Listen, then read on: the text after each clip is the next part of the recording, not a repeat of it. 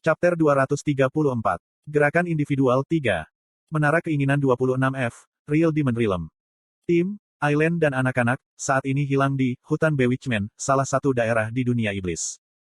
Seminggu telah berlalu sejak mereka pertama kali memulai perjalanan mereka, tetapi mereka masih bermil-mil jauhnya dari Menara Raja Iblis yang berdiri tegak di kejauhan. Petik 2. Aku akan mengakui, aku lelah. Bahkan Aileen akhirnya mengakui bahwa dia kelelahan. Setiap iblis yang mereka temui sama kuatnya dengan monster boss, dan ketika seluruh kelompok iblis muncul seperti yang baru saja mereka lakukan, tim harus berjuang sepanjang hari hanya untuk bertahan hidup.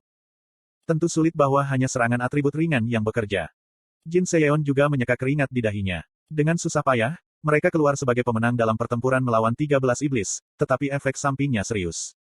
Shin Jong-hak dan Yi Yong-han menyadari bahwa, tidak peduli seberapa keras mereka berusaha, mereka tidak mungkin mengatasi batas atribut mereka dan kembali ke 21F, Card Kingdom untuk membeli cahaya atau setidaknya senjata atribut bersinar dan kartu encan. Kamu tidak terlalu buruk, iya. Jadi, hanya ada 4 anggota yang tersisa sekarang. Aileen menatap Kim Suho dan berkomentar. Selama pertempuran terakhir, tingkat kontribusi Aileen adalah 50% sementara 30% milik Kim Suho. Hanya saja atributku cocok untuk bertarung melawan iblis. Ini bukan hanya masalah kesesuaian. Dengan kemampuan Anda akan dipromosikan ke peringkat tinggi dalam waktu singkat. Tidak, Anda sudah di level itu. Tidakkah Anda pikir Anda mungkin bisa menang melawan pemanah tingkat master yang memproklamirkan diri itu di sana? Petik 2. Kim Suho tersenyum kecil. Tidak, kamu terlalu baik. Petik 2. Kuhum. Ngomong-ngomong, Nyonya Aileen, menurutmu di mana Black Lotus? Petik 2. Jin Seyeon akhirnya memutuskan untuk mengajukan pertanyaan yang sudah lama ingin ia tanyakan. Chok Jungyong berkata bahwa Black Lotus sedang mengawasi mereka. Namun, sejauh ini, dia tidak membantu atau menyerang mereka. Aku tidak tahu. Dia mungkin mengawasi kita dari suatu tempat. Petik 2. Aileen menatap langit tanpa berpikir. Tiba-tiba, dia melihat seekor elang terbang melintasi langit abu-abu dari alam iblis. Wow, seekor elang. Jadi elang tinggal di tempat seperti ini. Petik 2. Aileen terus menonton dengan takjub, ketika kesadaran tiba-tiba melanda dirinya. Hah? Pada reaksi yang menarik, anggota lain juga menatap langit.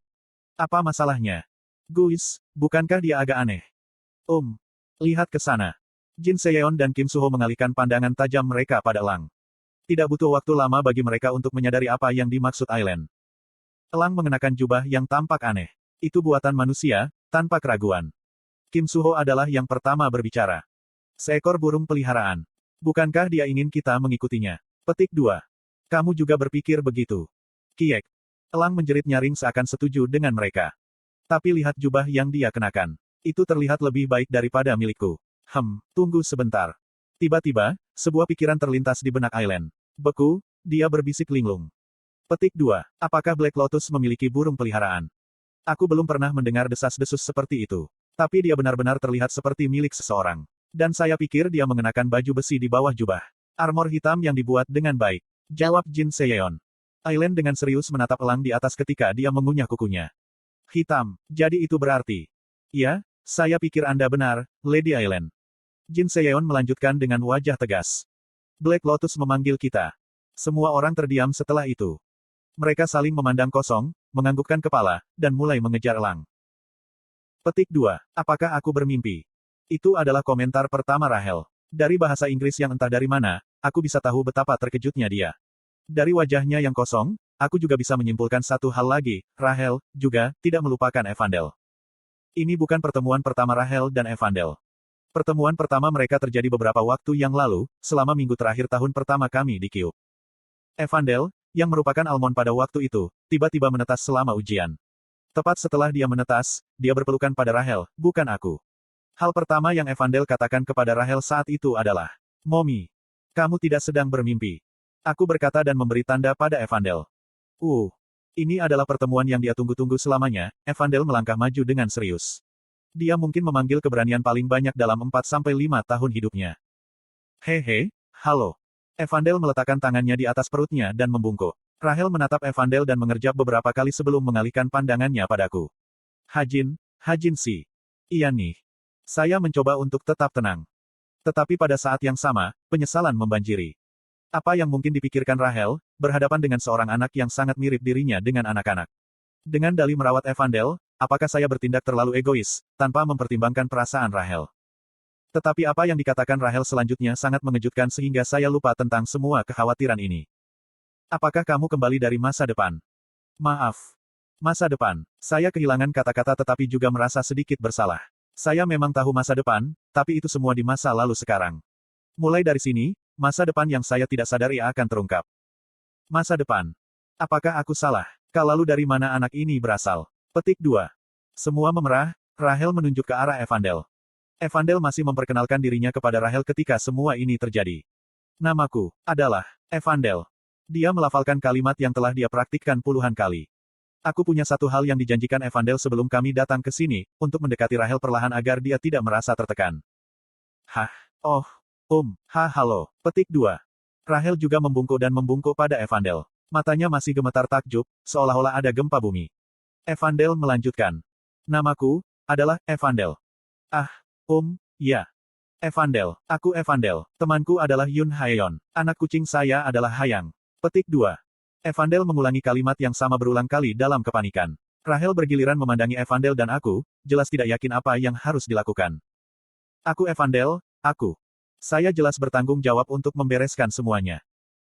Masalahnya adalah Putri. Tiba-tiba, pengawal Rahel muncul. Pria Kaukasia jangkung itu membungkuk ke depan dan berbisik di telinga Rahel. Iya nih. Tadi malam. Dia bergumam dalam bahasa Inggris. Berkat pengawal itu, keduanya tampak sedikit tenang, tapi sekarang, Evandel mulai memelototi pengawal di sebelahnya dengan marah. Itu menunjukkan kecemburuan yang lucu. 20 menit kemudian. Saya berada di dalam istana Buckingham, kediaman keluarga kerajaan. Istana itu sama indah dan anggunnya dengan semua gambar dan film yang pernah saya lihat. Baiklah kalau begitu. Rahel membawa kami ke ruang tamu. Tidak ada orang lain di dalam. Sebelum kami mulai berbicara, Rahel melirik Evandel di sebelahku. Sparkle, Evandel menatap Rahel dengan mata yang terlalu berkilau. Tampaknya Rahel menganggap itu menggemaskan, ketika sudut mulutnya sedikit bergetar. Itu pertanda baik. Lalu, benih hewan peliharaan yang kamu miliki saat kamu berada di Kyuup adalah. Petik 2. Ya, benih itu sudah dewasa. Petik 2. Saya memperkenalkan Evandel, bukan sebagai penyihir, tetapi sebagai peri. Seorang penyihir dipanggil sebagai penyihir ketika dia dibesarkan untuk menjadi penyihir, tetapi siapa yang bisa menyebut Evandel saat ini sebagai penyihir? Dia sama sekali bukan dari masa depan. Petik 2.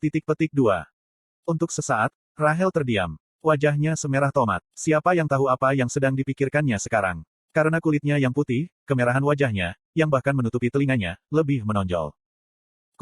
Rahel mengeluarkan batuk kering dan melanjutkan. Benar, tapi jujur saja. Aku sulit percaya, bagaimana peri bisa menetas dari biji. Petik 2. Saya menggaruk bagian belakang leher saya atas komentar Rahel. Bukannya saya tidak memahaminya, tetapi seperti yang dikatakan Sherlock Holmes, ketika Anda menghilangkan yang tidak mungkin, apapun yang tersisa, betapapun mustahil, pasti kebenarannya. Tidak ada penjelasan lain.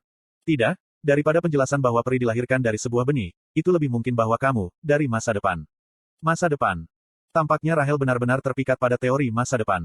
Padahal, sepertinya dia tidak bisa menyelesaikan kalimatnya karena idenya tampak sangat absurd. Saya mencoba untuk mengarahkannya dari CV. Ayolah, apa yang kamu katakan tidak masuk akal. Jika Evandel berasal dari masa depan, maka tidak ada keraguan Anda adalah ibunya, tetapi bagaimana dengan ayahnya? Siapa ayahnya? Petik 2. Hajin, bisakah aku memanggilmu ayah sekarang? Kami berdua membeku mendengar komentar polos Evandel. Keheningan yang kosong. Keheningan berat. Tiba-tiba, Rahel menyipitkan matanya dan mengirimi saya tatapan ragu. Aku menggelengkan kepala karena menyangkal tapi pipinya sudah memerah.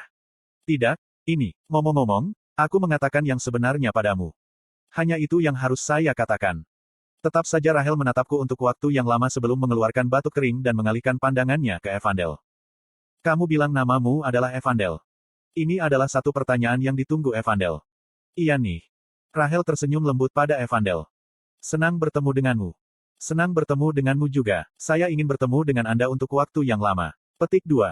Dia tentu saja menepati janji yang dia buat kepadaku, janji tentang menjaga jarak dan mendekati Rahel perlahan. Dia sudah dewasa. Tiba-tiba saya dipenuhi dengan emosi. Saya melihat. Tunggu sebentar. Tiba-tiba Rahel memutar arlojinya. Dia mulai mengetik pada keyboard hologram, dan segera arloji saya bergetar. Saya punya banyak pertanyaan, tetapi saya akan membiarkannya untuk sekarang. Teksnya dari Rahel. Dugaan saya adalah bahwa dia ingin berkomunikasi melalui kurir kalau-kalau dia melukai perasaan Evandel secara tidak sengaja. Apakah benar kamu membawanya ke sini karena dia ingin melihatku? Saya menjawab dengan tenang. Ya, tapi itu bukan segalanya. Evandel terlahir dengan bakat yang bisa menyelamatkan tidak hanya Inggris tetapi seluruh benua Eropa di masa depan. Alis Rahel sedikit berkedut. Anak saya. Anakmu. Maaf salah, Evandel.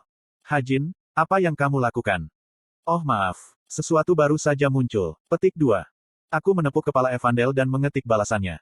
Iya nih, bahkan pesulap Ahain mengakui bahwa Evandel akan melampaui dirinya dalam 2 atau 3 tahun. Dia adalah peri pemanggil dengan bakat yang belum pernah terlihat sebelumnya. Kreasi Evandel akan memainkan peran besar dalam fase ketiga dari cerita yang hanya sekitar sudut. Mereka akan menyelamatkan ratusan, ribuan, puluhan ribu, atau bahkan ratusan ribu nyawa. Hajin. Oh, omong-omong, semuanya lebih baik untuk guildmu sekarang, kan?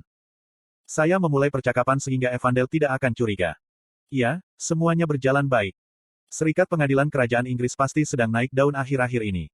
Itu semua berkat Tower of Wish. Gilda Pengadilan Kerajaan menjual, TP, mata uang yang digunakan di menara, untuk won, mata uang utama yang digunakan di bumi. Tentu saja, setengah dari keuntungan Guild langsung masuk ke kas negara Inggris yang saat ini menghadapi krisis ekonomi. Tetapi separuh lainnya dia investasikan kembali ke Tower of Wish. Dia akan membeli tiket masuk dan menambah jumlah anggota Guild. Kami kekurangan won dan berhutang hanya 3 tahun yang lalu, tapi sekarang semuanya sudah agak tenang. Petik 2. Saya merasa agak aneh. Awalnya, seharusnya dolar dan bukan anggur yang menyebabkan masalah. Oh, benar. Tampaknya sesuatu tiba-tiba terlintas di benak Rahel dan dia mengirim SMS lagi. Pembantaian Jin tadi malam. Apakah itu kamu, Hajin Si? Aku mengangguk dan membalas SMS. Iya nih, mulai sekarang, aku berencana untuk membersihkan Jin bukannya monster. Tapi bukankah itu terlalu berbahaya? Terutama pemusnahan pemotongan. Mereka pada dasarnya sarang lebah, dan itulah sebabnya kami tidak bisa melakukan apapun. Aku bisa berurusan dengan apapun yang datang kepadaku. Saya tidak terlalu khawatir, kecuali untuk gadis ini. Petik 2. Saya berkata begitu ketika saya meletakkan tangan saya di atas kepala Evandel. Rahel menatap Evandel. Evandel juga menatap Rahel. Ketika tatapan mereka bertemu, keduanya saling tersenyum. Jadi aku ingin bertanya apakah kamu bisa membiarkannya tinggal di sini selama 2 hingga 3 bulan. Saya bertanya ketika saya menepuk kepala Evandel. Seperti yang saya katakan sebelumnya, istana kerajaan pada dasarnya adalah benteng yang tidak bisa ditembus oleh para jin. Tidak hanya diisi dengan segudang sihir, tetapi juga memiliki sesuatu yang disebut otoritas.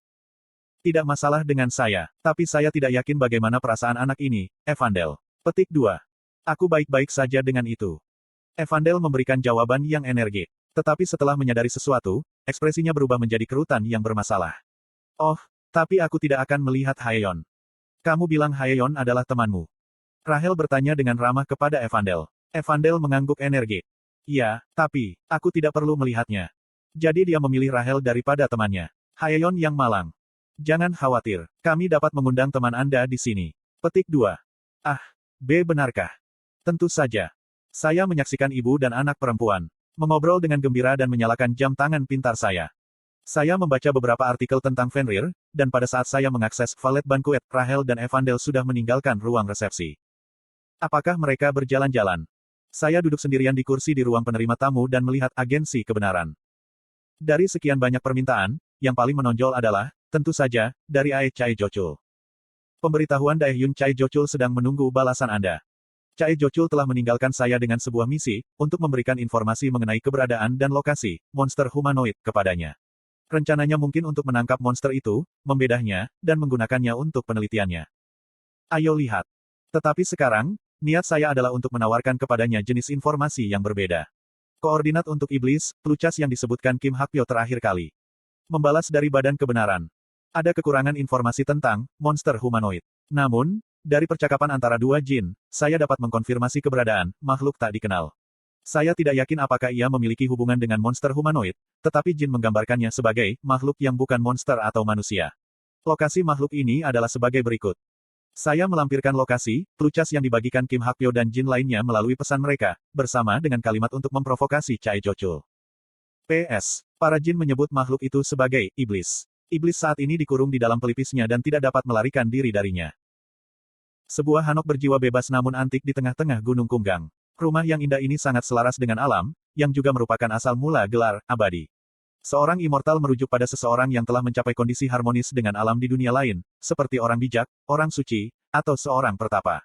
Chae Jochul, satu-satunya immortal di Asia Timur, dan rumah yang dicintai Chae Jochul. Bahkan sekarang dia benar-benar asyik dengan pemandangan dan keanggunan Gunung Kunggang. Mengamuk Fenrir, pembantaian, pemotongan. Chae Jochul menyusuri Valet Times dengan tatapan acuh tak acuh. Menara Harapan, monster humanoid, dan Fenrir. Semua berita sensasional ini tidak muncul apapun kecuali abu-abu baginya. Ketua, balasan datang dari Badan Kebenaran. Mengganggu keletihannya adalah sekretarisnya, yang tiba-tiba muncul. Chae Jochul diam-diam meletakkan korannya. Agensi Kebenaran. Tidak ada yang tahu siapa mereka 5 tahun yang lalu, tetapi sekarang nama mereka identik dengan kebenaran. Sulit untuk mendapatkan balasan dari mereka, tetapi ketika itu datang, itu selalu merupakan kebenaran absolut. Wajar jika Badan Kebenaran menetapkan otoritas atas kepala konglomerat pada saat ini. Tidak ada rasa hormat, tidak ada balasan. Sebagian besar dari mereka bahkan mematuhi aturan ini, yang bisa dianggap sombong kepada orang-orang seperti mereka.